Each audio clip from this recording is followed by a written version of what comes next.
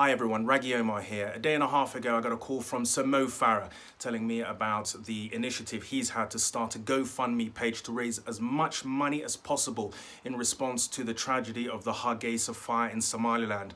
And I've got immediate relatives living, some of them within a short walking distance of the market. Now, what happened has wiped out the livelihood of thousands of small family-run market stalls.